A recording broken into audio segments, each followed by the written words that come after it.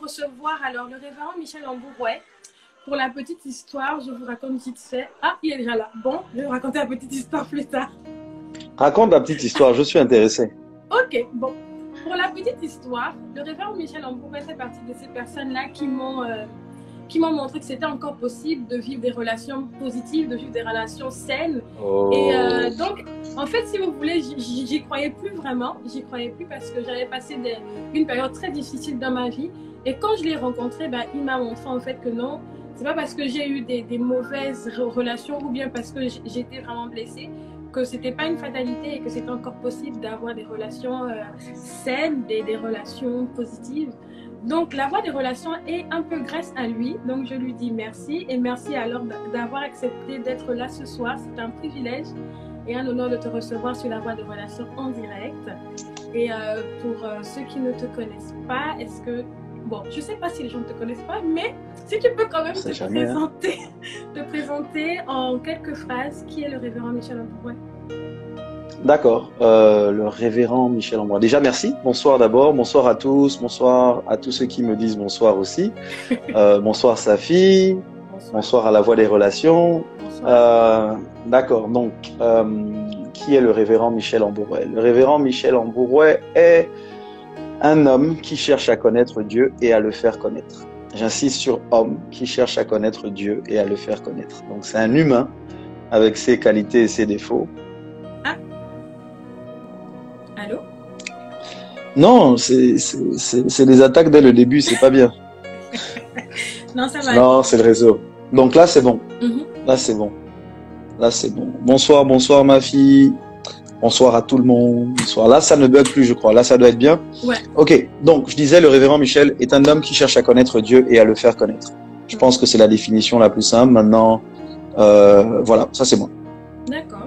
Mais écoutez, c'est le révérend Michel Ambourouet. Il est très concis. Cherche à faire connaître Dieu. Alors ce soir, on va aller dans le vif du sujet. Tu vas nous parler sur le thème « J'ai pardonné, mais je ne suis pas guéri ».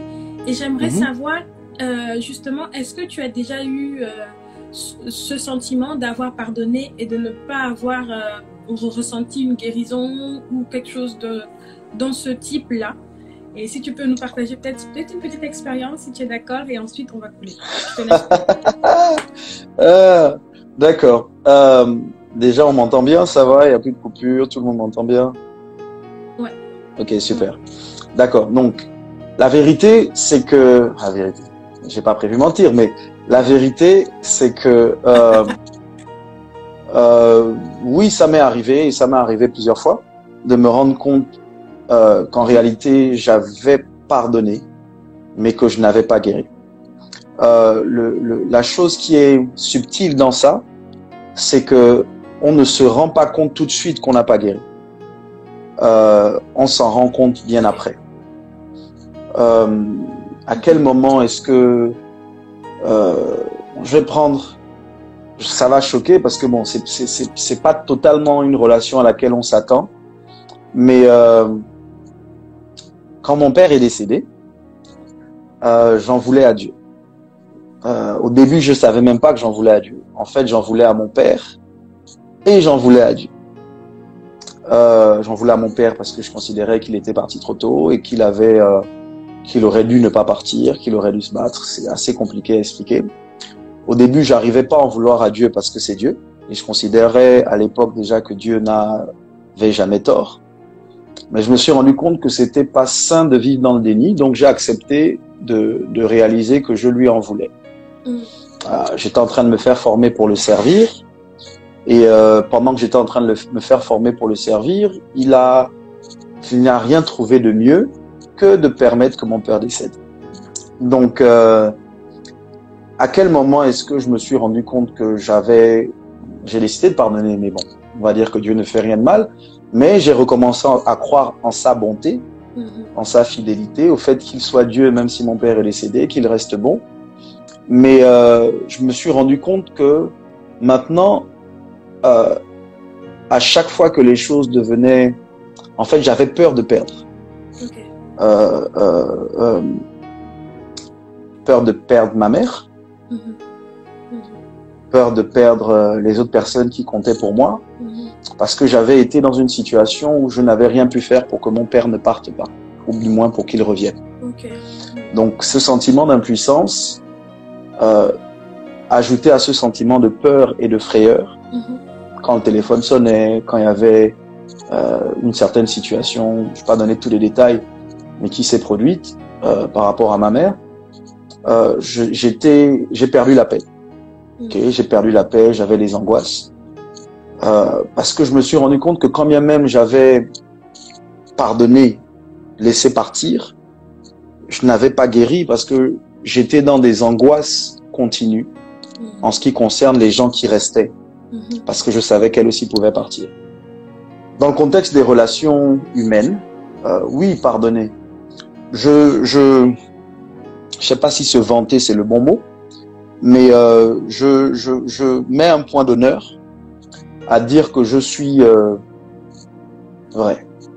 Ça ne veut pas dire que je suis parfait, mais ça veut dire qu'en réalité, je ne dis pas aux gens ce que je pense pas. Et maintenant, dans mes relations, ça m'est arrivé de dire, par exemple, à quelqu'un, ou de vouloir prendre la décision de dire, je ne lui parle plus. Et très souvent, si moi j'arrive à ce niveau-là, je ne lui parle plus. Il y a quasiment rien à faire. On dit je suis dur. mais c'est possible de dire ok, j'ai pardonné, mais en réalité de vivre sa vie maintenant sur la défensive. Je crois qu'on va parler de ça un peu plus. Donc j'ai répondu à ta question et à l'exemple que tu as voulu donner.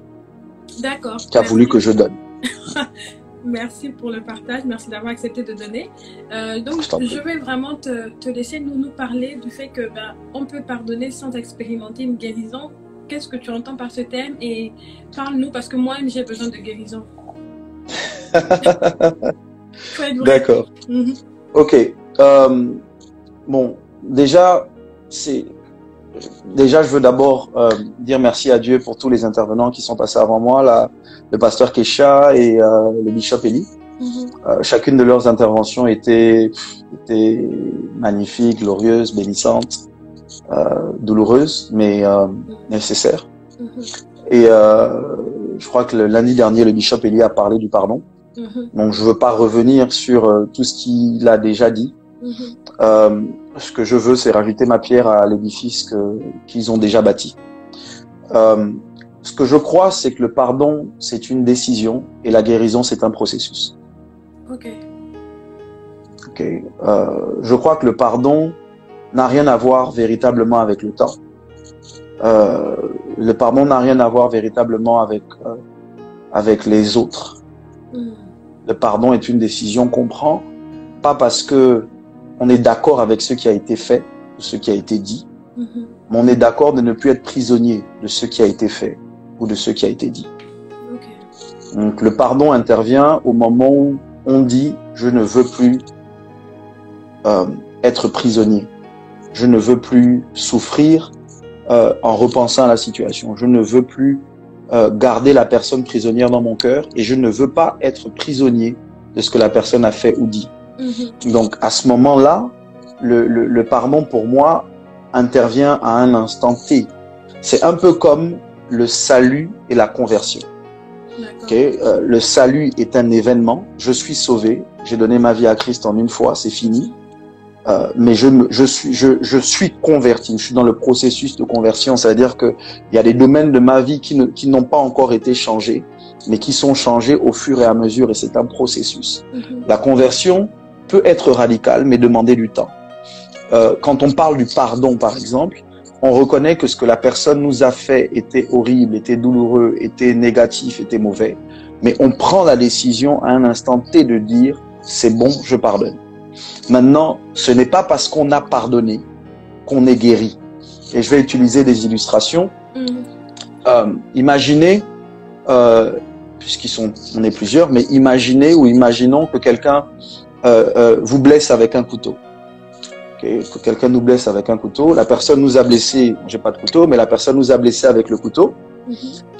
Quand elle nous a blessés, elle demande pardon ou pas. Mais imaginons qu'elle demande pardon. Ah, vraiment pardon? j'ai pas fait exprès, ou pardon, je voulais te blesser, mais je me rends compte que c'était émotionnel. On va pas rentrer là-bas, mais je me rends compte que c'était émotionnel. De rentrer là-bas, je tu pense. vois. Bah, parce que parfois, là on va parler des blessures ou de pourquoi les gens blessent. Parfois, les gens blessent, j'ai envie de dire toujours. Toujours les gens blessent parce qu'ils sont blessés. En fait, la blessure, la blessure, le mal, est un cycle. La personne qui est blessée, si elle ne guérit pas, blesse à son tour. Et parfois, elle ne blesse pas la personne qui l'a blessée.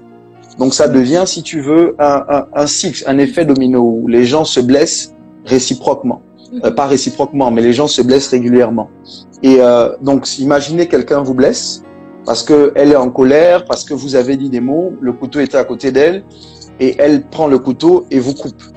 Quand elle vous coupe et que le sang commence à gicler, « Ah, j'ai mal », elle lâche le couteau, elle met la main sur la tête, vraiment, pardon, pardon, pardon, elle pleure, c'est pas ce que je voulais faire, je m'excuse. Elle a demandé pardon. Ok, d'accord, ok, c'est bon, je te pardonne. Mais c'est pas le je te pardonne qui fait que la blessure est automatiquement guérie. Tout à fait. Parce que je suis blessé, maintenant, il faut que cette blessure prenne le temps de cicatriser dans le processus de guérison. Et beaucoup de gens, malheureusement, pensent que pardonner, c'est guérir. Pardonner est le début de la guérison, mais ce n'est pas toute la guérison. Okay. Pardonner est le début du processus de guérison, qu'on ne peut pas guérir tant qu'on n'a pas pris la décision de pardonner. Mais ce n'est pas parce qu'on a pardonné qu'on est totalement guéri. Je ne sais pas si tu vois. Excuse-moi, Révérend, là j'ai une question. Non, je t'excuse, c'est comme ça que tu es. Je vais m'attaquer en live, ok. Donc, est-ce qu'on peut guérir sans avoir pardonné? Par exemple, si on va suivre l'illustration que tu as donnée, si je suis blessée, je suis blessée sur ma main, et à ce moment-là, je veux mettre des pansements, je veux mettre des médicaments, ma blessure va guérir quand même. Mais je n'ai peut-être pas pardonné à la personne qui m'a blessée.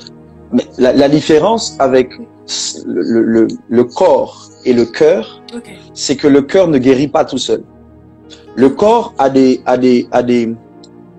le corps est un organisme, il a des mécanismes de guérison. C'est-à-dire que même si je ne pense pas à guérir, mon corps a des cellules qui se régénèrent. Donc le processus de guérison est inscrit dans mon corps.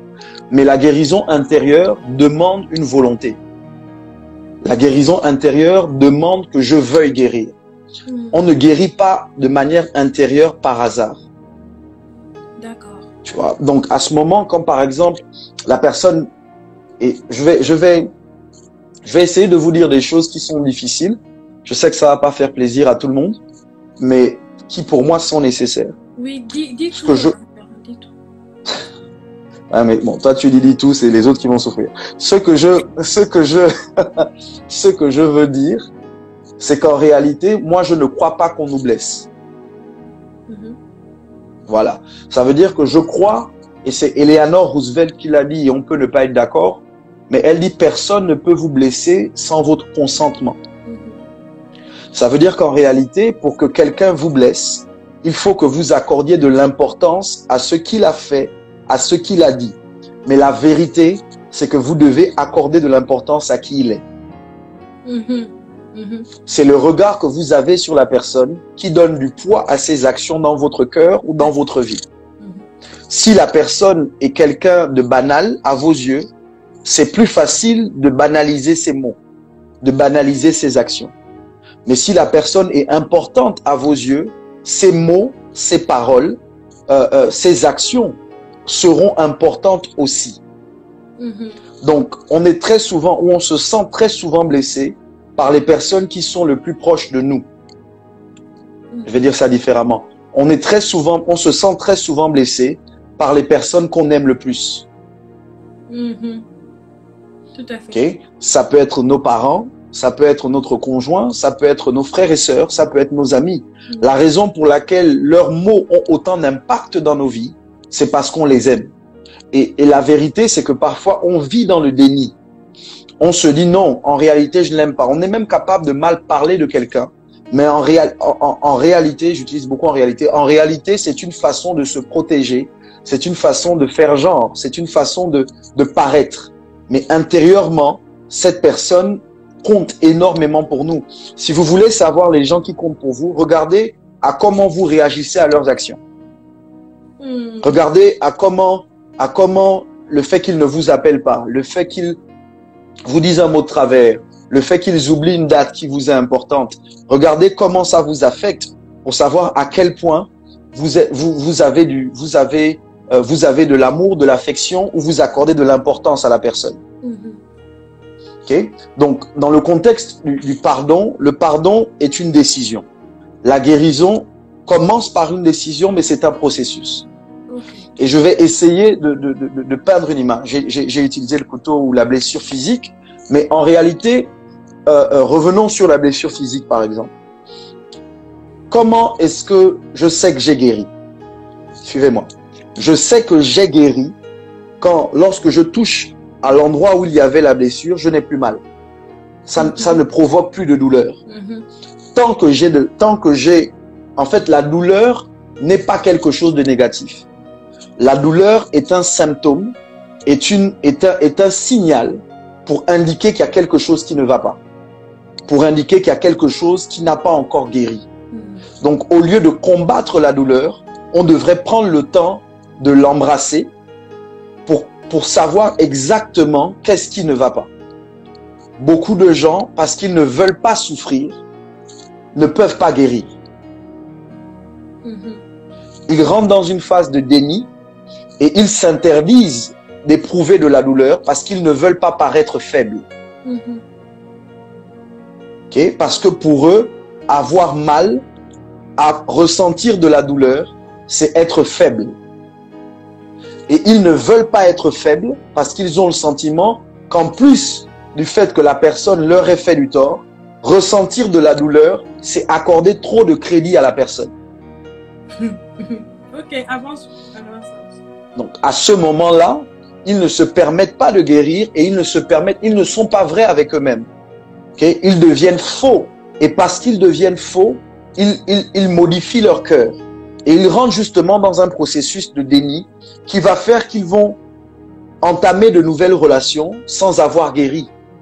Et donc, une plaie qui n'a pas totalement cicatrisé, mais qu'on expose, s'ouvre à nouveau. S'ouvre à nouveau, s'ouvre à nouveau, s'ouvre à nouveau. Et donc, vous avez des gens qui ont été blessés ou qui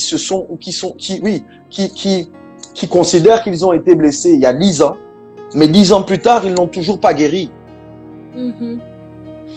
Je vais essayer d'être le plus pratique possible. Comment je vais vous dire ça gentiment?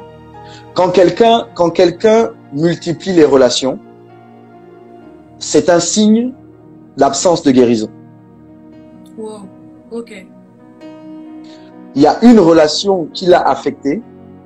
Depuis cette relation, elle rebondit. Elle ne se donne pas le temps de guérir parce qu'elle veut montrer à l'autre, par exemple, qu'elle aussi sa vie avance, que lui aussi sa vie avance. Okay. Donc la rupture est consommée, mais la guérison n'est pas faite.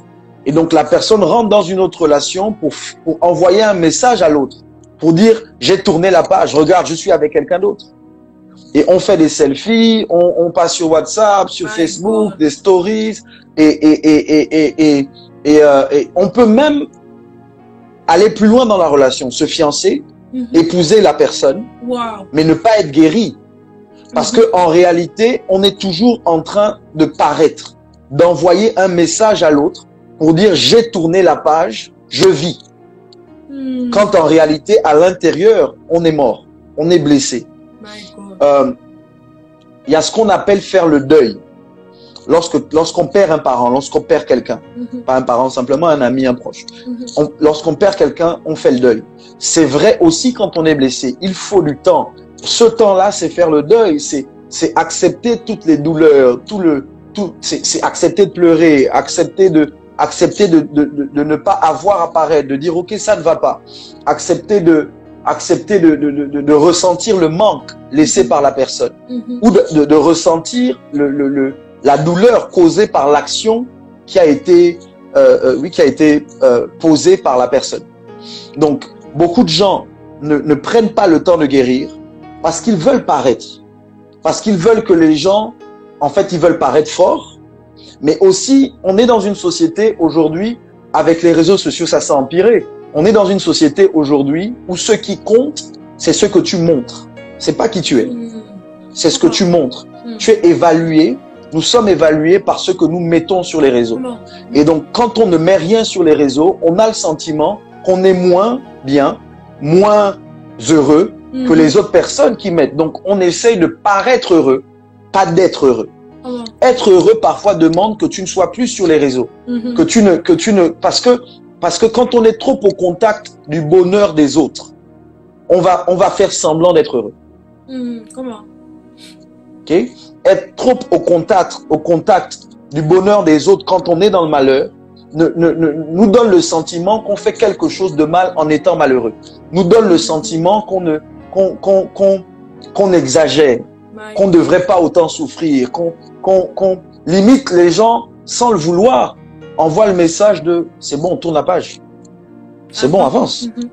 Vis ta vie, c'est bon. » Sauf que l'ampleur de la blessure détermine parfois le temps du processus de la guérison. Comment? Plus la blessure est profonde, plus ça demande du temps pour guérir. On ne guérit pas, comment je vais vous dire ça? On ne guérit pas. On parle des relations. Ok. On ne guérit pas de la perte d'un ami d'un jour comme de la perte d'un ami de 10 ans. That's right.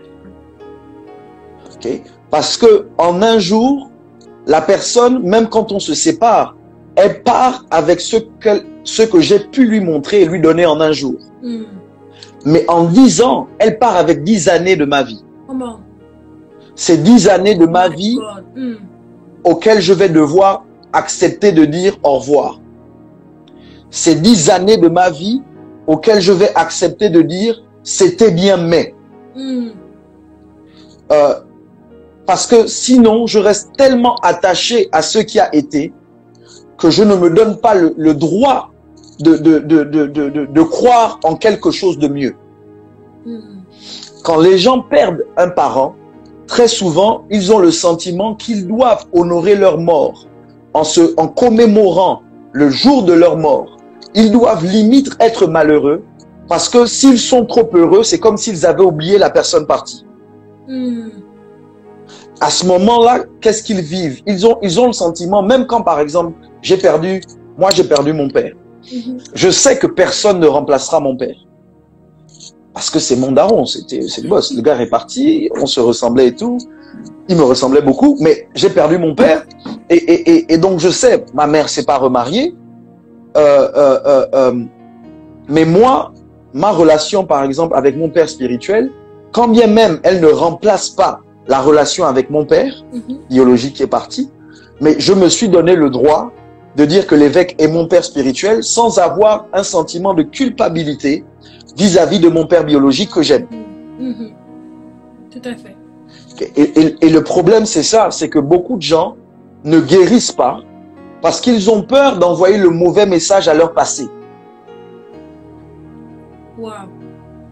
Beaucoup de gens ne guérissent pas parce qu'ils ont peur de renvoyer le mauvais message à leur passé. C'est comme dire, ce que j'ai vécu n'existe plus.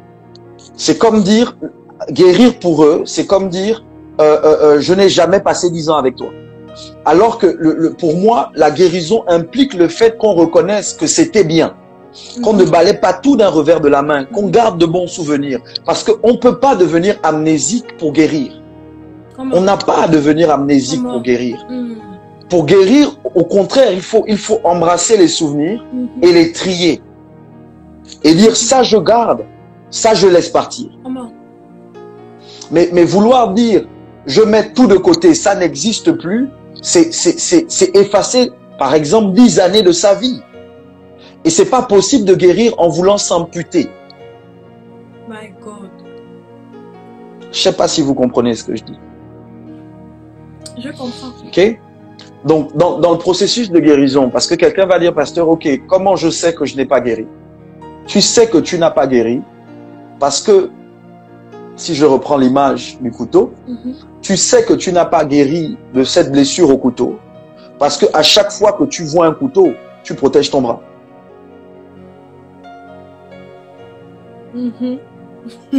Parce que le couteau, pour toi, aujourd'hui, n'est plus l'instrument avec lequel on coupe le pain ou on prend le Nutella, pour vous qui aimez le Nutella ou autre chose, on beurre la tartine. Le couteau, aujourd'hui, est un instrument de blessure.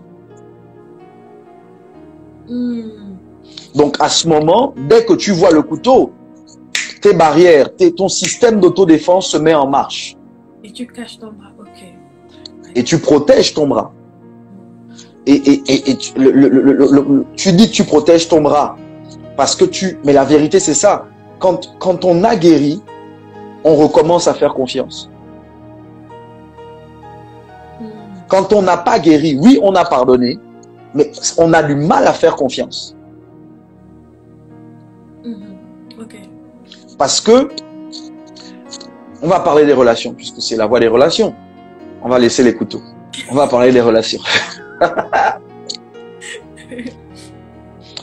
Amicale, rupture amicale. Ouais. Parce que la personne avec laquelle tu étais ami pendant toutes ces années, tu t'es confié à elle, elle t'a déçu, elle t'a trahi, elle t'a trahi. Tu pardonnes, mais tu dis, plus jamais, moi je vais parler de ma vie à quelqu'un. Jamais, plus jamais j'aurai une amie. Plus jamais, tu vois, et la personne ne se rend pas compte, elle dit j'ai pardonné, oh Dieu, je peux même la saluer, quand je la vois, on est tranquille, c'est peace, comment tu vas, oh ça va, les femmes sont très fortes dans ça, comment tu vas, ça va, c'est peace, c'est tranquille, mais la preuve qu'elle n'a pas guéri, c'est qu'elle ne permet pas à quelqu'un d'autre, elle ne veut plus contracter cette relation, parce que à chaque fois qu'elle entend le mot ami, elle protège son cœur. Mais est-ce que le fait de protéger son cœur veut dire qu'elle n'a pas guéri?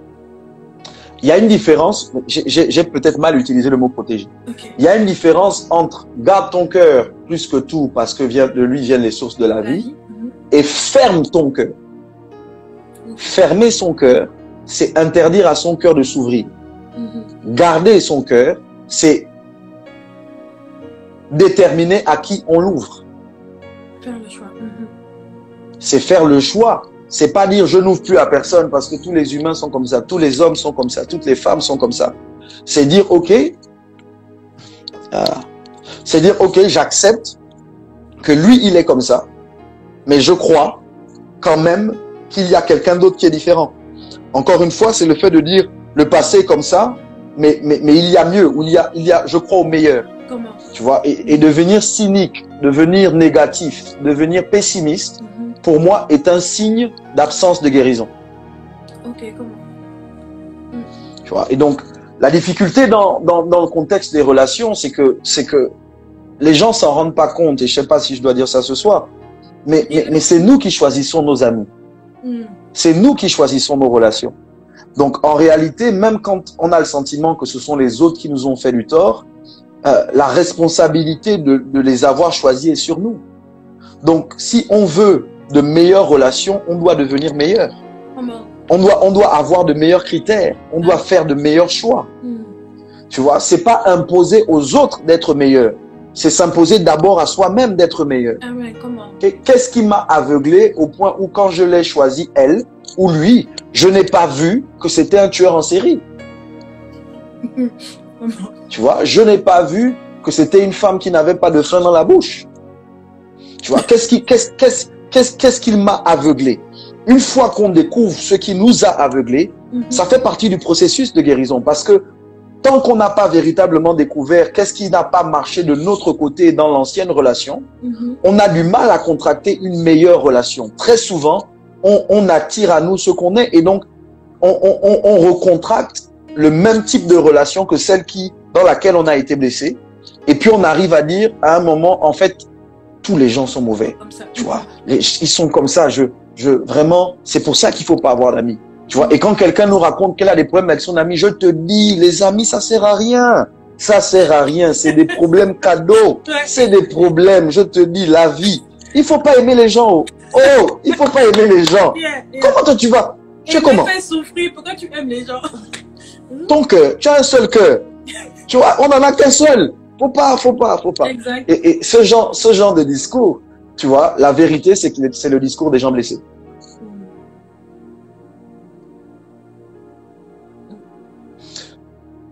De manière pratique, ok? Parce que les gens disent, ok, pasteur, tu parles bien.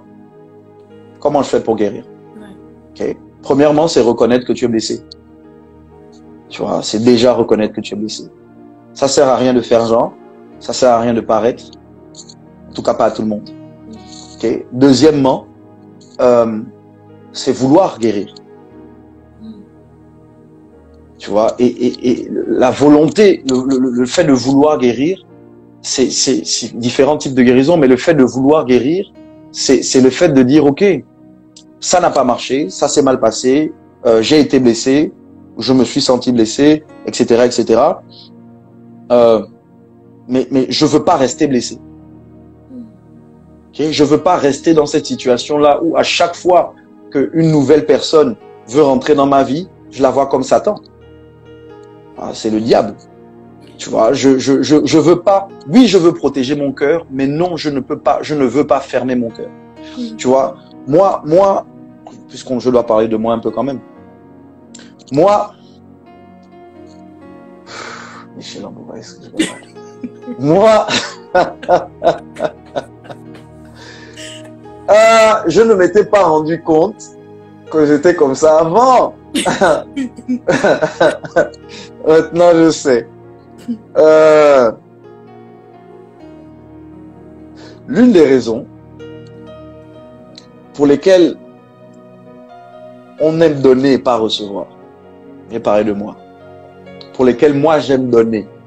Faut pas. Est-ce qu'on peut ne pas enregistrer un live une fois? Ça reste entre nous. Vous n'allez pas raconter aux gens que je vous ai dit, parce que après, mon nom va partir dans tous les réseaux. C'est pas possible. Ah, l'une des raisons pour lesquelles, par le passé, je préférais donner que recevoir, c'est parce que dans une certaine mesure, et je sais pas comment ça s'est, bon, je sais aujourd'hui, mais je ne savais pas comment ça s'était passé dans mon cœur. Mais j'avais le sentiment que recevoir me rendait redevable.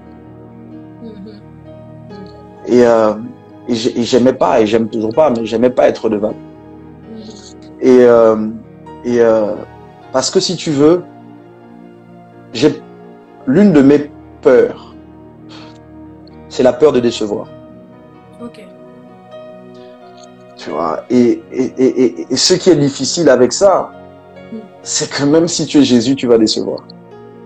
Même si tu es Dieu, tu vas décevoir. Bien sûr. Tu vois, c'est difficile parce que quand on a peur de décevoir, on s'impose des standards. On s'impose une façon de vivre, une façon d'être. On ne se permet pas le droit à l'erreur. Et j'en parle dans le processus de guérison. Pourquoi? Parce que parfois, il faut du temps pour pouvoir identifier véritablement quel est le nœud du problème par rapport à la douleur qu'on ressent. Tu vois, et dans le contexte où on se sent blessé, on s'est senti déçu, quelqu'un s'est mal comporté vis-à-vis de nous, qu'est-ce qui t'a vraiment blessé? Est-ce que tu sais vraiment ce qui t'a fait mal? Est-ce que tu sais vraiment quel est le nœud du problème? Pourquoi tu as autant mal? Pourquoi tu souffres autant? Tant qu'on n'est pas allé en profondeur, on se donne des réponses en surface. Parce qu'il a fait ça, parce qu'elle a fait ça, parce que... Mais ça va plus loin que ça. C'est parce que ce qu'elle a fait renvoie un message, où je perçois ça comme un message qui me dit à moi que je ne suis pas suffisant. Je ne suis pas assez bien. Je ne mérite pas qu'il me donne ci ou ça, qu'il fasse ci ou ça, qu'elle fasse ci ou ça. Et donc, c'est au-delà de l'action que l'autre pose. C'est la perception que ça nous donne de nous-mêmes. Qui fait qu'en réalité, c'est pas juste je ne lui fais plus confiance. C'est je ne me fais plus confiance. Comment? Je ne me fais plus confiance de bâtir une relation avec quelqu'un où je serai suffisant.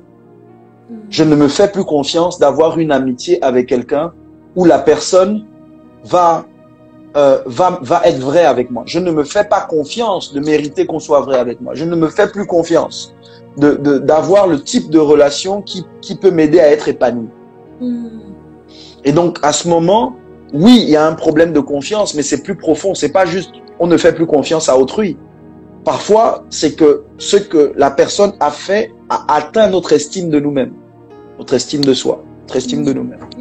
Et donc, guérir, c'est guérir de ça. C'est pas juste recommencer à faire confiance. Parce que les gens, très souvent, sont dans les extrêmes. Tu as des gens qui vont faire genre, ils n'ont pas mal, ils n'ont pas été guéris, ils n'ont pas eu mal, ils n'ont pas été blessés. Et donc, ils refont confiance comme si de rien n'était. Mais en réalité, leur action, le fait de vouloir garder la personne, le fait de montrer à la personne qu'en réalité, oui, c'est pas grave, tu as fait ça, mais c'est pas grave, tu as fait ça, mais c'est pas grave, c'est pas des preuves de guérison, mais c'est des preuves de blessures beaucoup plus profondes. C'est parfois, on ne veut pas que l'autre parte, pas parce qu'on lui a pardonné, qu'on a guéri et qu'on est prêt à nouveau à avancer avec lui, mais on ne veut pas que l'autre parte parce qu'on ne veut pas être seul. Comment? Tu vois? Et donc, à ce moment, la peur de la solitude est beaucoup plus importante dans notre vie que le besoin de guérison.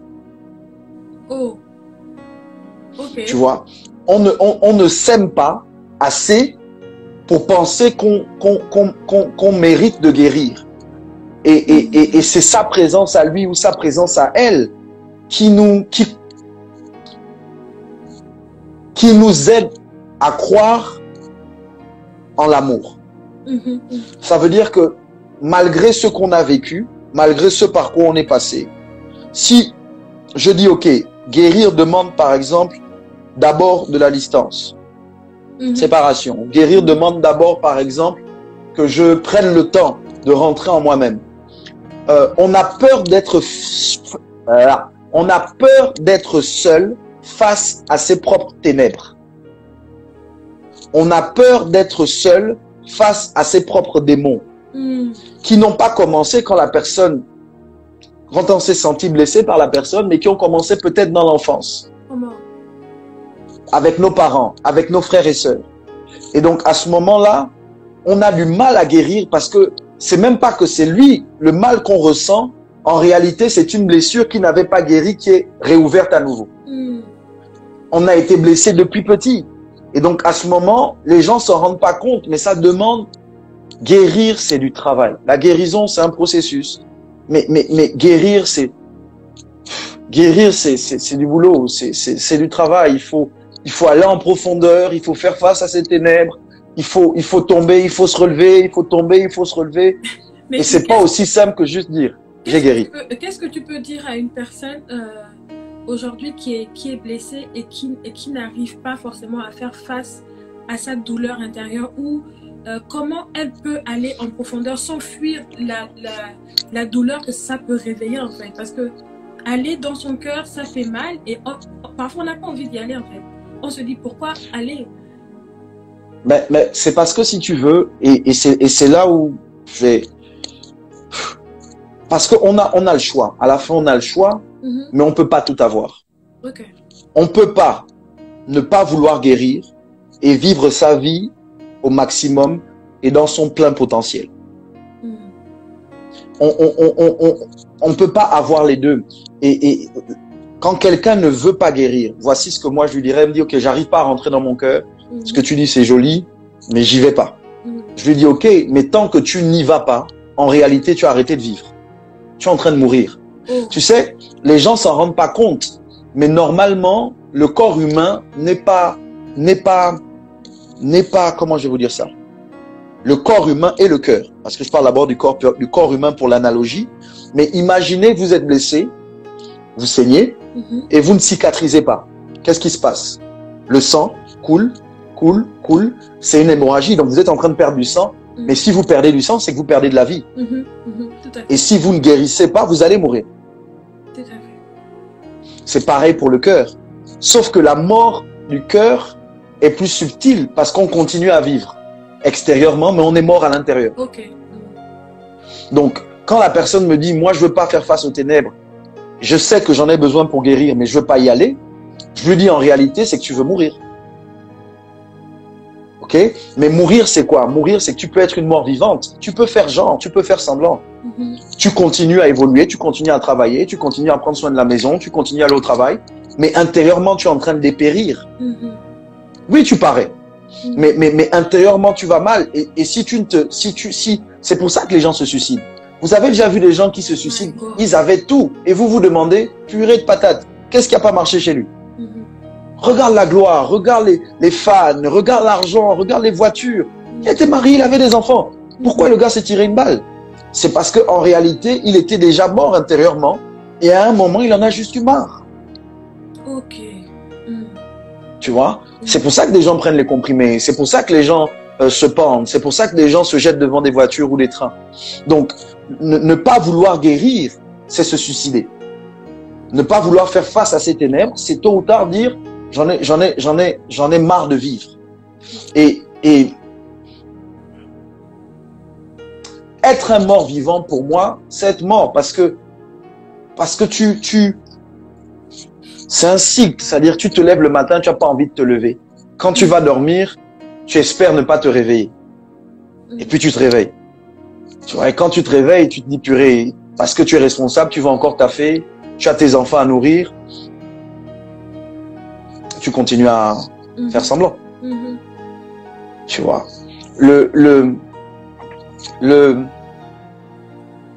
Je parlais du fait de reconnaître qu'on est blessé. Prendre la décision de guérir. Il y a des textes, parce que j'ai pas beaucoup cité de textes, mais parce que j'essaie de vous parler d'abord avec des illustrations simples, sans forcément utiliser la Bible, mais il y a des textes majeurs dans les Saintes Écritures et ça va rentrer dans le processus que moi j'appelle le processus de guérison. L'un des troisièmes éléments pour guérir, c'est ne pas être seul. Ça veut dire, oui, tu dois avoir des moments de solitude. Oui, tu as besoin de moments où tu es seul avec toi-même. Mais tu ne dois pas être seul totalement, être isolé, te couper de tout le monde. C'est nocif, c'est dangereux. C'est comme ça qu'on se tue. On ne s'isole pas des gens quand on est blessé. Voici le verset que je veux vous donner, parce qu'il y a des gens qui commencent à écrire versets bibliques à l'appui et tout. Donc je sais que, bon, si je parle sans Bible, vous allez dire que le pasteur n'a pas parlé. Donc, Proverbe 12, 18. Je vais lire, vous prenez les notes. Proverbe 12, 18. Ok? Voici ce que la Bible dit.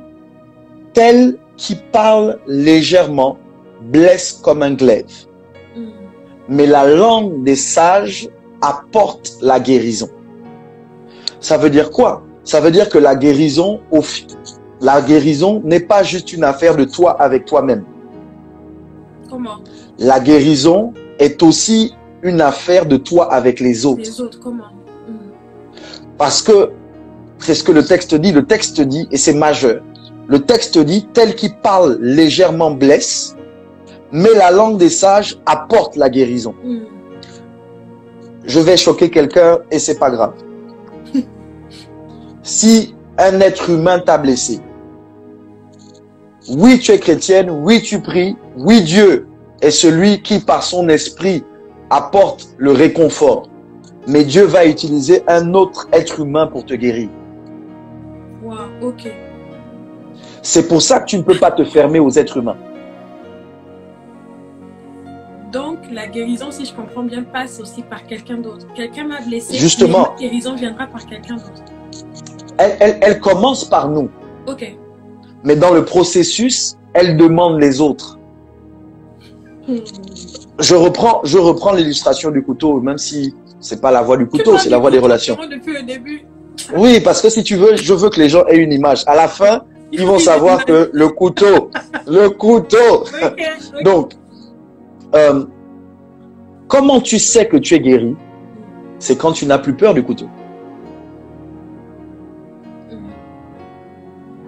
Tant que quand tu vois le couteau, tu protèges, tu enlèves ton bras, tu fuis, c'est que tu n'es pas guéri.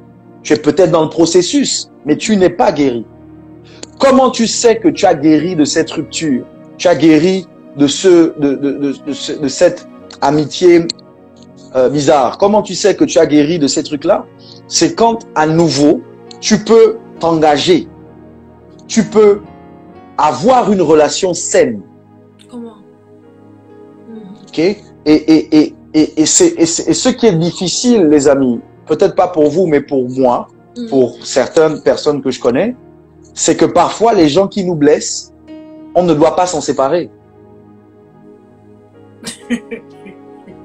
Parce que certaines relations sont toxiques, sont nocives, sont nuisibles. Il y a d'autres relations qui sont utiles, qui sont bénéfiques à là où on va, à qui on veut être.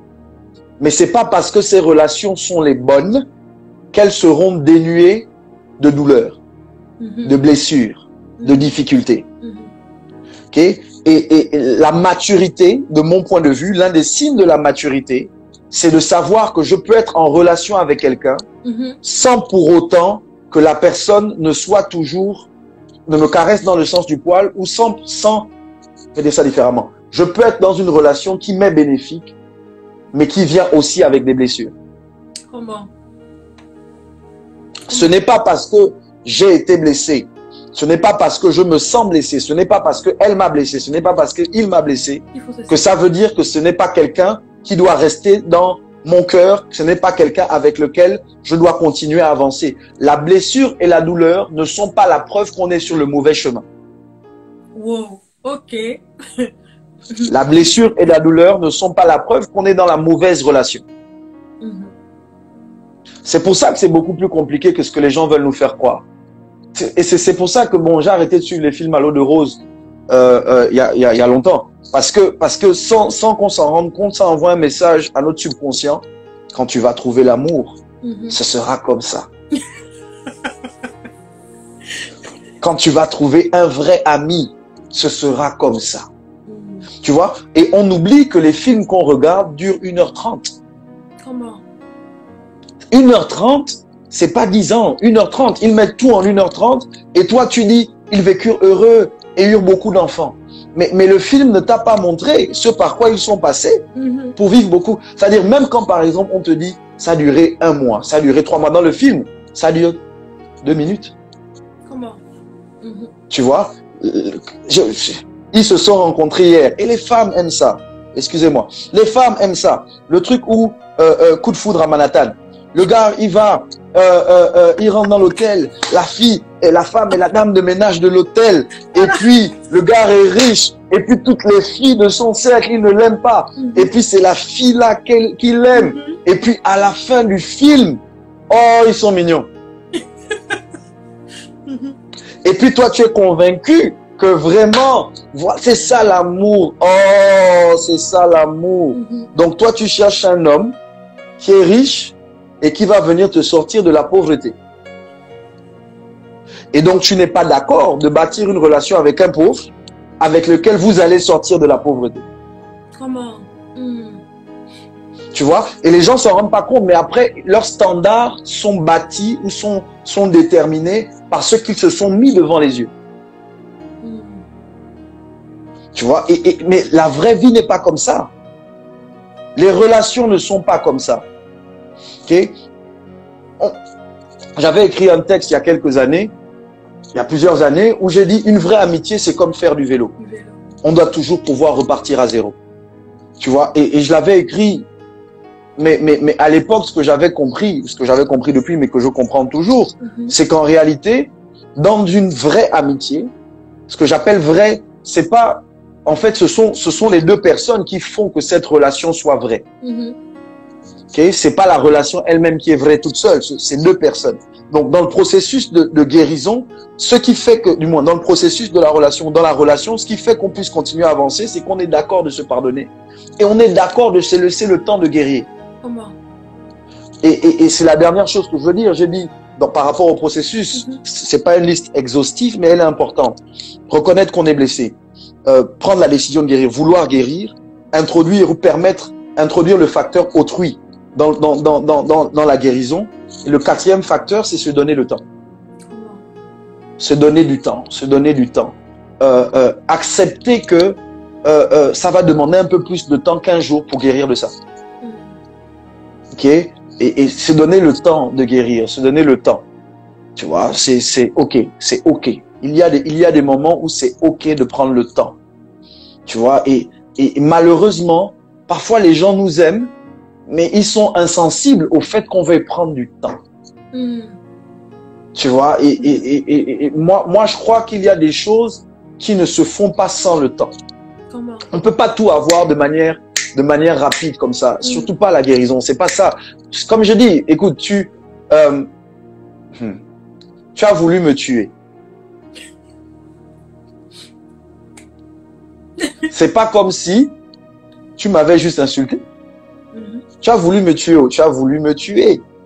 Tu m'as insulté. Ok, ta bouche a glissé. Tu as voulu me tuer. Ah, là, c'est pas la bouche qui a glissé, c'est que tu as pensé, tu vois. Et donc, même si je dis, ok, bon, déjà, non, tu as voulu me tuer, bye bye. Je guéris sans toi, tu vois, mais. Clairement.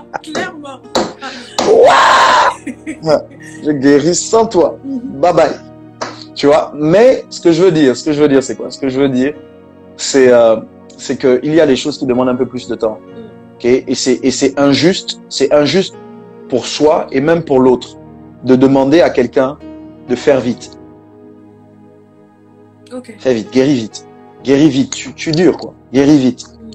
Je comprends que le temps, mais le temps si tu veux, pour moi quand j'ai déjà pris la décision de guérir, c'est que je ne veux pas que ça me mette du temps, mais que je dois accepter qu'il y ait quand même du temps. Mais le temps, on doit donner le temps, on doit se donner du temps, on doit se donner du temps. Bon, je sais pas pourquoi j'insiste dessus, mais il y a des gens, moi, je pense que l'une des choses qui vous sépare de la guérison, c'est que vous ne voulez pas vous donner du temps.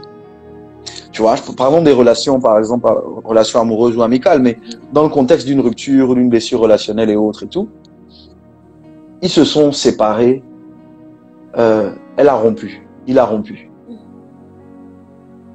Et puis, la semaine qui suit, il y a quelqu'un d'autre sur son statut.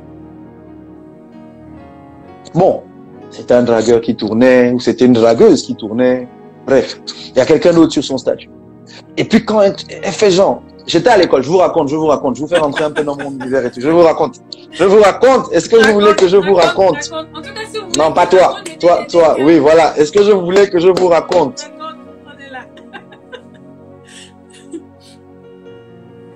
Oh, ils ne disent pas. Non, ils veulent pas que je raconte. Non. Bon, donc. Ça va arriver. Ça va arriver qu'ils veulent que je leur raconte. Oui, raconte. D'accord. Bon, ils ne disent pas, mais je vais te raconter à toi, ils verront plus tard. Donc, je raconte. J'étais à l'université, à l'étranger, et à l'université à l'étranger, il y avait un couple. Bon, vous savez, quand vous êtes étudiant, la période estudiantine, c'est une période où très souvent les couples se font. Les gens très souvent se mettent ensemble à cette période-là pour faire leur vie ensemble plus tard. Donc, j'étais à l'université, j'étais seul à ce moment-là en tout cas. J'étais à l'université et puis il y avait des couples. Quand vous voyez les couples, ils vous donnent envie. C'est-à-dire que toi-même, tu as mal d'être seul. Tu vois, toi-même, tu dis vraiment, il y a quelque chose qui ne va pas avec moi, tu vois. Mais bras dessus, bras dessous, la petite est fraîche, le gars est frais, mignon et tout. Top. Et puis, on va en vacances l'été. On revient en automne, si je ne m'abuse. Quand on revient, je vois les gars qui étaient ensemble avant les vacances. Ils marchent comme ça. C'est-à-dire, ils se passent, ils ne se disent pas bonjour. C'est-à-dire que je suis assis sur le banc. Je suis assis sur le banc de l'école. Je regarde et tout, je me dis, ok. Non, j'ai manqué un épisode. Mais, après, plus tard, je vois les deux, d'autres bras dessus, bras dessous, avec une autre fille, un autre gars et tout. C'est plus tard, c'est toujours dans le même temps, on a repris l'école. Et on est à l'université. Tu vois, et là, je suis là. Et je me dis, bon, après ils ont encore rompu, hein. Et puis ils se sont mis avec quelqu'un d'autre. Mais j'ai compris, si tu veux, que très souvent, il y a des périodes où on fait des choix bêtes, on fait des choix stupides, on fait des choix d'hommes. Mais ces choix sont le reflet de l'état de notre cœur. Comment? Parce que j'ai parlé de ça au début, mais se donner le temps de guérir, c'est parfois accepter d'être seul, de ne pas contracter une nouvelle relation maintenant. Comment? Parce que à ce moment-là, on est trop impliqué émotionnellement. Notre boussole est cassée, notre radar est détruit. On n'est pas en mesure de bien voir la personne qui vient. On la voit à travers du sang qui coule. Comment? Wow. Parce qu'on est toujours en train de saigner. Donc, quand on voit la personne à travers le sang qui coule, on ne la voit pas correctement. On ne la voit pas de manière adaptée ou adéquate. Et donc, le choix qu'on fait à ce moment-là est un choix qu'on va certainement regretter plus tard. Ouais. Si on ne s'est pas donné le temps de guérir. Ok? Donc, je veux dire à quelqu'un qui m'écoute ce soir, avant de permettre peut-être les questions, s'il y a des questions. Oui, on va prendre quelques voilà. Je veux dire à quelqu'un qui m'écoute ce soir, c'est majeur. Premièrement, bon, il y a quelqu'un qui doit d'abord entendre ça, après je reviens. Quelqu'un qui m'écoute ce soir doit se donner le temps de guérir. Il y a quelqu'un connecté à ce live ce soir. Je ne sais pas qui tu es, je ne sais pas où tu vis, je ne sais pas quelle est la nature de ta blessure, mais donne-toi le temps de guérir. Arrête de vouloir paraître, de faire genre, de rebondir. Donne-toi le temps de guérir. Maintenant, aux autres, je veux récapituler en disant ceci. Vous avez pardonné. Si vous n'avez pas pardonné encore, vous n'avez pas pris la décision de pardonner, allez regarder le live du pasteur Kesha et du bishop Eli. Parce que je ne vais pas vous parler de pardon et tout ça. Allez regarder les autres lives. Mais si vous avez déjà pris la décision de pardonner et que vous avez pardonné, mais que vous vous sentez toujours mal, que vous êtes toujours blessé, que vous pleurez toujours, que vous êtes toujours dans le processus, que vous avez toujours des migraines, que vous ne voulez pas parler à la personne, c'est pas la preuve que vous n'avez pas pardonné, c'est peut-être la preuve que vous n'avez pas encore guéri. Et donc je veux vous dire ceci. Si le pardon est un événement, c'est une décision qu'on prend à un temps T, le pardon enclenche le processus de guérison, mais n'est pas tout le processus de guérison. Quand on veut guérir, il faut d'abord reconnaître qu'on a été blessé. Ensuite, il faut décider, il faut prendre la décision de guérir. Après, il faut accepter de s'ouvrir à nouveau à autrui parce que autrui est nécessaire dans le processus de guérison. Amen. Au final, tout ça là, prendre la décision, reconnaître qu'on est blessé, prendre la décision de guérir, ouvrir la porte à autrui qu'on sélectionne, le sage, les personnes sages, évitez les personnes folles quand vous êtes blessé. Les fous, évitez-les. Vous savez, tous les fous ne sont pas nus. Il y a des fous habillés. Pardon, il y a des fous même qui ont l'argent. Il y a des fous même qui ont des positions. Il y a des fous même qui ont les cheveux blancs. La folie ne se voit pas automatiquement en apparence. La folie on se rend compte de la folie de quelqu'un quand il ouvre la bouche. Comment? Donc, quand tu t'es rendu compte que quelqu'un est insensé par son discours, évite de le rapprocher de toi pendant que tu es en train de guérir. Comment? Donc, ouvrir la porte à autrui. Et la dernière chose, tout ça là, c'est dans le processus de guérison. Ça demande du temps. Tout ça demande du temps. Amen. Cocole, pardon. Le temps. Voilà. C'est fini. Waouh. Waouh. Merci pour toutes ces paroles. Je n'ai pas de mots. Alors, on va juste prendre quelques questions et après permettre au révérend Michel de prier pour nous, de vraiment nous libérer des grâces sur nos vies. Et je pense qu'il y en a déjà quelques-unes, je regarde. Alors, je vais lire la première question. Est-ce que je peux tout lire? Parce que là, du coup, il y a des questions qui sont coupées. Mais comment on fait pour rentrer dans son cœur? J'ai essayé, mais j'y arrive pas. C'est à ce moment-là, si tu veux, qu'on a besoin aussi d'autrui. Parce que quelqu'un qui sait rentrer dans son cœur peut vous montrer le chemin du vôtre. Comment? Okay? Quelqu'un qui sait rentrer dans son propre cœur, à lui ou à elle, peut vous montrer le chemin du vôtre. Okay? Quand tu as du mal à rentrer en toi-même, c'est pour ça que tu dois pas être seul, tu dois pas être isolé. Il faut que tu t'ouvres à des gens qui justement sont sages. Et la sagesse n'attend pas le nombre d'années. La sagesse ne dépend pas de l'âge ou des cheveux blancs. La sagesse dépend de la maturité. Tu vois, donc trouve des gens sages, mets-toi autour, cherche des gens sages, parle avec des gens qui sont sages et qui sont passés par ce chemin-là. Merci. De rien. Ok. Je vais prendre une autre question, pardon. Comment faire si ton conjoint t'a énormément blessé et que tu as toujours mal malgré le pardon? Il faut réécouter tout le live. J'allais dire.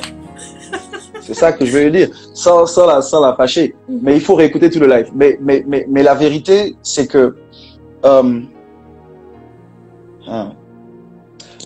il faut décider si elle veut guérir ou pas. Parce que pardonner, c'est une chose, guérir, c'en est une autre.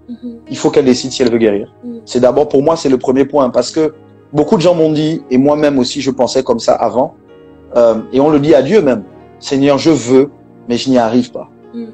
Pasteur, je veux, mais je n'y arrive pas. C'est faux. Oh. Tu ne veux pas. Et c'est faux, tu ne veux pas. Tu vois? Parce que la Bible dit ceci, c'est lui qui crée en nous le vouloir et le faire. Ça veut dire que Dieu ne crée pas en toi la volonté sans te donner la capacité. Comment? Donc quand tu dis tu veux, mais tu n'y arrives pas, c'est qu'en réalité, tu as une volonté, mais tu n'as pas la capacité d'assouvir ta volonté, et c'est faux. Humainement, on dit ceci, qui veut peut. Tu vois, mais la vérité vraie derrière ça, même spirituellement, c'est que Dieu n'est pas injuste. Dieu peut pas vouloir te donner la volonté, mais ne pas te donner la capacité, le faire. Tu vois, et donc la personne doit reconnaître, elle ment, mais elle se ment elle-même. La personne qui t'a posé la question là, elle se ment elle-même. Ça m'est arrivé aussi, donc faut pas qu'elle se sente mal. Moi, j'ai arrêté de dire à Dieu, Seigneur, tu sais que je veux, mais je n'y arrive pas, c'est trop dur. J'ai arrêté de faire ça parce que je savais que j'ai compris que je lui mentais, je me mentais, ça m'aidait pas. Voilà comment je prie maintenant. Seigneur, je ne veux pas. Vrai. Je ne veux pas pardonner. Je ne veux pas guérir. C'est trop facile parce que je sais que guérir veut dire que je dois évoluer, que je dois... Non. Et l'erreur qu'on fait, c'est qu'on se dit, il ne mérite pas. La personne qui m'a blessé ne mérite pas que je pardonne. Elle ne mérite pas que je guérisse. Mais en réalité, c'est pas eux. C'est pas pour eux que tu fais ça. C'est pas pour lui. Pardonner et guérir, ce n'est pas pour la personne qui t'a blessé, c'est pour toi-même. Donc, si tu ne pardonnes pas et si tu ne guéris pas, c'est à toi-même que tu fais du tort. C'est pas, écoutez, excuse-moi de dire ça dans le temps, parce que je crois que notre temps est truc, mais écoutez-moi. Quelqu'un peut vous faire du mal et avancer dans la vie. Comment? La personne peut vous avoir fait du tort et continuer à vivre. Je vais pousser. La personne peut vous avoir fait du tort, vous demander pardon, être en paix avec elle-même et continuer à avancer pendant que toi, à qui on a fait du tort, tu es resté bloqué sur ce qu'elle a fait. Et donc, toi qui étais la victime, en griffe, toi qui étais la victime, tu deviens ton propre bourreau. Comment? Très fort. Est-ce que vous vous êtes rendu compte? Parce que bon, moi je suis, je sais pas comment dire ça, je sais bouder. Voilà, on va dire ça comme ça, je sais bouder. Tu vois. Et les boudeurs, de me laisser pas seul, les boudeurs. Ok. Voilà. Ok. Les boudeurs savent que pour bouder longtemps, il faut réouvrir la blessure. Où il faut se rappeler ce qu'on a fait. À un moment, la bouderie elle-même veut te laisser. La bouderie dit non, c'est bon. Le boudage dit non, là c'est déjà bon, ça fait trop. Tu as duré, laisse-moi partir. Tu bloques, tu dis non, tu ne pars pas. Quoi? Comment il a fait ça? Bad. Je vais encore bouder. Il va voir, elle va voir. Mais on ne se rend pas compte, mais c'est à nous-mêmes qu'on fait du tort. C'est notre cœur, c'est à notre cœur qu'on impose la douleur. De revivre à chaque fois en mode repeat. Un événement qui est déjà passé. Et donc, c'est toi qui étais le prisonnier, mais c'est toi qui deviens le geôlier. C'est maintenant toi qui refuses de laisser partir, de guérir. Et donc, à ce moment-là, vous devez comprendre qu'en réalité, dans le contexte de la guérison, vouloir guérir est crucial. Pas faire semblant, pas paraître être guéri. Non, non, non, non, vouloir guérir, comprendre que c'est nécessaire. J'ai besoin de guérir. J'ai besoin d'évoluer. Moi, ce qui me dérange le plus, quand quelqu'un m'a fait du tort et tout, les gens qui m'ont fatigué à l'époque, quand quelqu'un m'a fait du tort, et puis je vois le gars, elle vit sa vie, le gars, il évolue, et puis c'est moi qui suis là comme ma boule, qui est en train de souffrir, tu vois, qui est en train de faire, comment il est. Et puis, la chose la plus difficile de mon point de vue, c'est quand vous regardez Dieu bénir vos ennemis. Dieu bénir les gens qui vous ont fait du tort. Je ne dis même plus juste qu'ils évoluent, je dis Dieu les bénit. Et tu te dis, Dieu, tu ne sais pas qui il est. Oh. Dieu, tu ne sais pas qui il est. Dieu, non. Dieu, si tu savais qui elle était. Et c'est là même tu dis que c'est pas Dieu qui t'a béni, c'est le diable. C'est sûr que c'est Satan. C'est pas Dieu. Dieu peut pas la bénir. Dieu connaît ce qu'il m'a fait. Dieu sait ce qu'elle m'a fait. Dieu peut pas le bénir. C'est pas possible. Wow, c'est très fort. On va encore prendre quelques questions.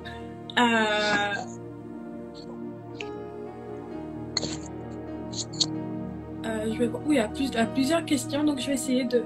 Il y a certaines qui sont coupées. Il y a une question qui dit: j'ai décidé de pardonner, mais je trouve injuste que la personne vive sa vie comme si de rien n'était. Bah, en fait, le révérend vient de répondre à ça. Yep. Comment ne plus retomber dans les blessures émotionnelles?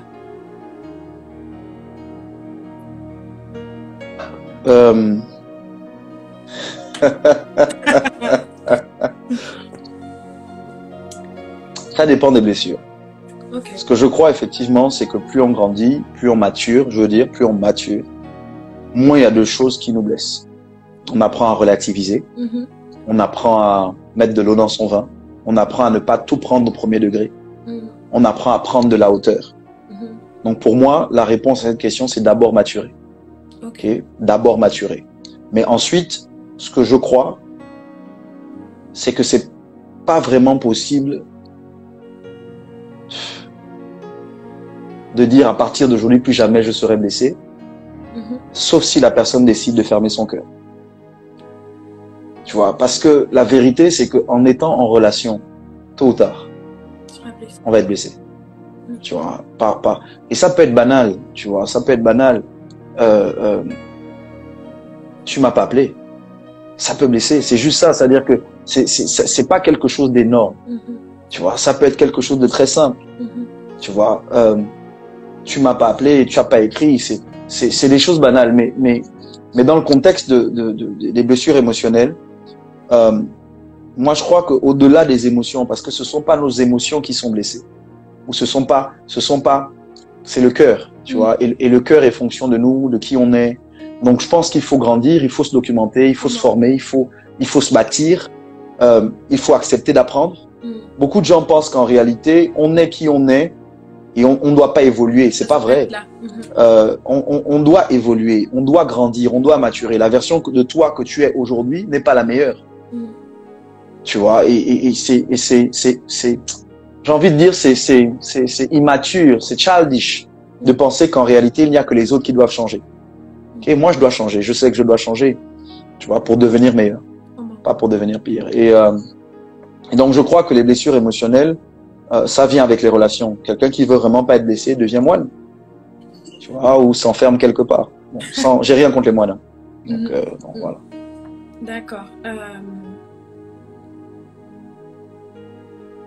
La personne qui nous a blessés peut-elle nous guérir?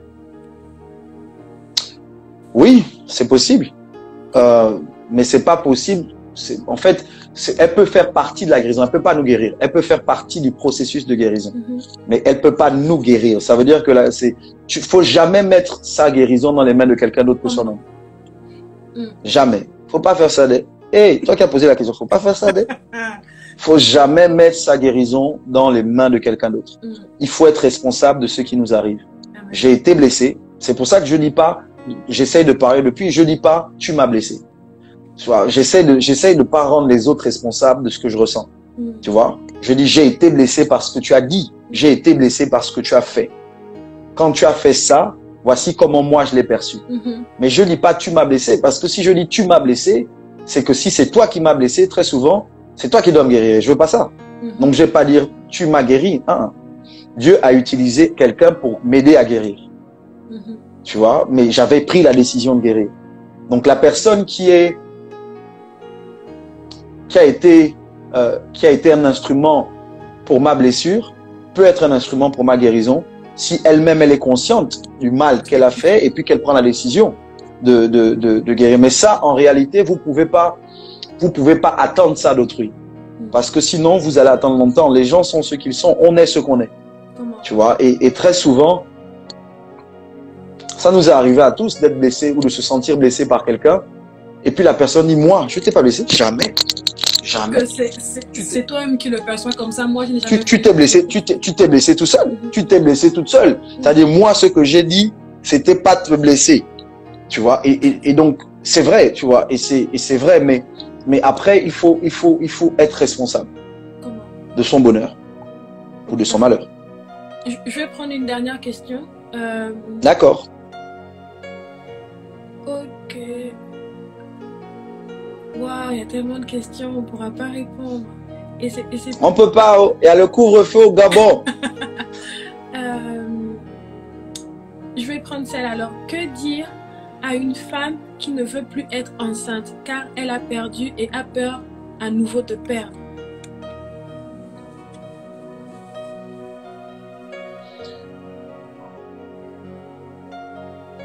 Déjà, il n'y a pas de réponse facile. Il n'y a pas de réponse facile. Il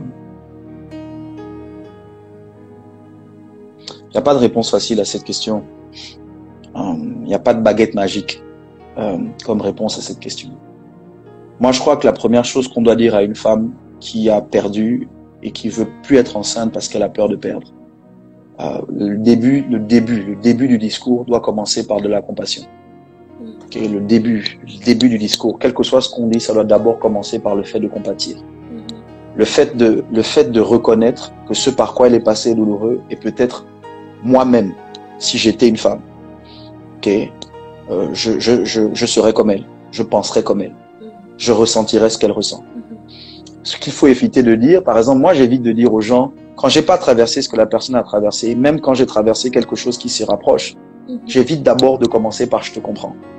Parce que même si on est bien intentionné, on peut pas comprendre totalement quelqu'un qui souffre. On peut pas comprendre totalement quelqu'un qui a mal. Parce que personne ne ressent la douleur qu'elle ressent comme elle la ressent. Tu vois, donc je pense que la première chose, et les amis de Job nous le montrent, parfois la première chose c'est de se taire et juste d'être là. Tu vois, juste être à côté de la personne, juste être là avec elle, juste être là. Et maintenant, après ça, c'est de l'accompagner. Et quand on n'est pas la personne la mieux adaptée pour l'accompagner, on l'oriente. Tu vois, je pense que c'est pas tout le monde qui devrait parler à une femme qui a perdu plusieurs enfants et qui veut plus être enceinte. C'est pour ça qu'il y a des spécialistes. C'est pour ça qu'il y a des personnes vers qui on doit aller quand on a vécu ce genre de trauma, quand on est blessé à ce niveau. Tu vois, et je pense que parfois, je vais le dire dans le contexte de ce que je vais dire, moi je crois que l'une des choses qui nous fait du tort aujourd'hui dans la société actuelle, avec les réseaux sociaux, c'est que tout le monde peut parler. Tout le monde peut avoir un public. Tout le monde peut dire ce qu'il veut dire, sans forcément avoir les outils pour parler. Tu vois, et les gens vont dire des choses, les gens vont donner des conseils, mais parfois ils sont pas équipés pour ça, ils sont pas formés pour ça. Moi, je crois que par exemple, pour être un témoin de Jésus, on n'a pas besoin de formation parce que témoignage, on a nos témoignages, donc ça on peut le faire. Mais pour vouloir conseiller quelqu'un, vouloir aider quelqu'un par rapport à un sujet donné, il faut plus que de la bonne volonté. Tu vois, il faut de la sagesse, et la sagesse, parfois elle est divine, parce qu'on la reçoit par inspiration de Dieu, mais très souvent la sagesse vient par l'expérience ou par la formation. Tu vois, donc moi quand on parle dans ce genre de situation, on ne dit pas ce qu'on veut dire, ce qui paraît juste. Parfois, on se tait et puis on va se documenter, ou parfois on oriente la personne. Donc là, tout de suite, moi, je peux pas vous dire ce qu'il faut dire à cette personne parce que j'ai pas tous les détails sur sa vie. Je sais pas comment elle a perdu les premiers enfants. Et j'ai pas envie de donner une réponse facile, genre fais confiance à Dieu, ça va aller, Dieu va faire, garde la foi. Pour moi, ça c'est inhumain et j'ai pas envie de faire ça. Tout à fait. Merci beaucoup, révérend. Et c'est d'une telle sagesse. Alors, je veux vraiment te laisser quelques minutes de prier pour nous, pour pouvoir clôturer justement cette série de live, podcast live sur la guérison intérieure. On a reçu plein d'outils et que chacun reparte avec quelque chose vraiment dans son cœur et que des cœurs soient vraiment guéris pour entamer 2021 fort. D'accord. Déjà, merci à toi. Merci encore pour l'opportunité. Je tiens encore à remercier le pasteur Kesha et le bishop Eli pour ce qu'ils ont donné, ce qu'ils ont partagé. Je suis content d'avoir pu apporter ma contribution. Avant de prier, ce que je veux dire à ceux qui sont là, parce que bon, je clôture la série de live. Allez regarder les lives. Repartez regarder les lives et partagez-les à des personnes qui dans votre entourage. Pas forcément de manière curative, mais peut-être de manière préventive. Parce que vous savez peut-être pas ce qu'ils vont vivre. Okay? Donc, encouragez-les à regarder ces lives. Je pense que ça va être une bénédiction pour plus que vous. Si je dois prier, avant de prier, un autre conseil que je vais vous donner, c'est prenez la décision de vivre. Okay? On vit pas par hasard, on vit pas par accident. Prenez la décision de vivre. Arrêtez de, même si vous avez des raisons d'avoir mal, des raisons de souffrir, mais prenez la décision de guérir, prenez la décision de vivre. Amen. La guérison n'est pas quelque chose que Dieu nous donne de force. Oui, Dieu veut qu'on soit guéri, mais on reçoit la guérison. Et acceptez dans le processus de guérison dans lequel vous vous êtes engagé, de vous donner le temps et de vous ouvrir. Ne vous isolez pas. Donc ma prière pour vous, et je vais prier. Père, je te bénis et je te rends grâce. Merci pour ces lives que tu as inspirés. Merci pour ces lives au travers desquels tu nous as parlé. Ma prière, Éternel, mon Dieu, pour nous, pour chacun d'entre nous, pour ceux qui ont assisté aux différents lives et qui étaient peut-être pas là ce soir, et pour nous qui avons été là ce soir. Ma prière, Éternel, c'est qu'à ce qui a été dit, Éternel, mon Dieu, tu rajoutes ta grâce. Permets, ô Dieu, qu'au-delà des mots, Éternel, mon Dieu, la vie qui était contenu dans ces paroles s'installe dans les cœurs. Ma prière, Éternel des armées, c'est qu'il y ait des restaurations, des guérisons. Éternel, mon Dieu, des changements radicaux. Permets à quelqu'un, alors qu'il ou elle, Éternel, mon Dieu, s'est senti blessé ou a été blessé. Éternel, permets que celui qui a été blessé ne blesse pas en retour. Que cette personne prenne la décision d'arrêter le cycle de la blessure à partir d'elle. Éternel, mon Dieu, pas de réagir, mais de prendre une décision d'action. Éternel, je prie au nom puissant de Jésus-Christ de Nazareth que tu aides chacun d'entre nous à faire ses classes et à évoluer, à maturer. Éternel, dans une société où nous sommes, Éternel, mon Dieu, blessés parfois à chaque carrefour, à chaque discussion, dans nos lieux de travail, dans nos familles, dans nos relations intimes. Éternel, aide-nous à être forts, à prendre la décision d'être forts, à endurcir notre front et pas notre cœur. À endurcir notre front et par notre cœur. Aide-nous à garder des cœurs humains, des cœurs faits de chair, qui aiment, qui donnent. Oui, qui vont être blessés, mais qui vont pardonner et qui vont guérir. Amen. Éternel, je prie au nom puissant de Jésus-Christ de Nazareth pour les personnes qui aujourd'hui encore sont blessées. Éternel, je prie que tu fasses ta part et que tu aides chacun à faire la sienne. Je bénis dans le nom puissant de Jésus-Christ de Nazareth toutes les personnes qui ont été connectées, Éternel, depuis le début de cette série. Et je prie au nom puissant de Jésus-Christ de Nazareth que là où il y avait la mort, que la vie prenne le dessus. Là où il y avait des blessures et la douleur, que la guérison prenne le dessus. Là où il y avait la peur et l'inquiétude, que la paix s'installe. Éternel mon Dieu, que les morts vivants redeviennent des vivants. Que ceux qui étaient morts reprennent vie au nom de Jésus. Amen.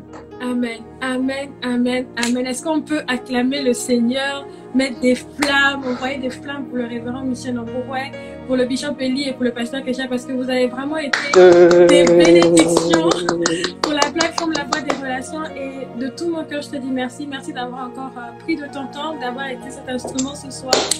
Privilège. Et je vais pas te garder plus longtemps, il y a le couvre-feu. Yeah, I have to pack and go home. Yes.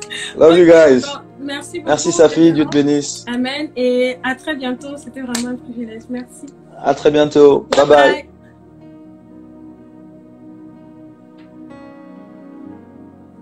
Alors, merci vraiment à tous d'avoir participé à cette série de live qui a commencé depuis 2 semaines maintenant. Et nous sommes arrivés à la fin. J'aimerais juste demander à toutes les personnes qui ont envoyé des questions n'hésitez pas à envoyer les questions en message privé. Je vais prendre le temps et peut-être voir aussi avec les intervenants comment on peut répondre justement à ces questions-là. Alors n'hésitez pas à écrire, envoyer des messages et vos témoignages. On tient beaucoup aux témoignages vraiment pour pouvoir rendre la gloire à Dieu par rapport justement à tout ce que nous avons vécu ce soir. Donc de tout mon cœur, je vous dis merci et restez connectés parce que il y a des surprises qui arrivent dès demain. Donc, merci à tous, je vous aime fort et que Dieu vous bénisse et que chaque cœur puisse vraiment rencontrer la guérison, déjà une guérison divine et prendre le temps de guérir et surtout finir 2020 fort. 2020 n'a pas été simple, 2020 a été très difficile à tous les niveaux, mais je crois que par la grâce de Dieu, on va finir cette année fort et on va entamer 2021, mais avec l'attitude intérieure qu'il faut. Alors que Dieu vous bénisse, merci de tout cœur. Et à très bientôt. Restez connectés. Et ceux qui ne sont pas encore abonnés, abonnez-vous maintenant sur La Voix des Relations et sur YouTube aussi, La Voix des Relations, parce que je vous dis qu'il y a des surprises qui arrivent. Ciao. Merci à tous. Bye bye.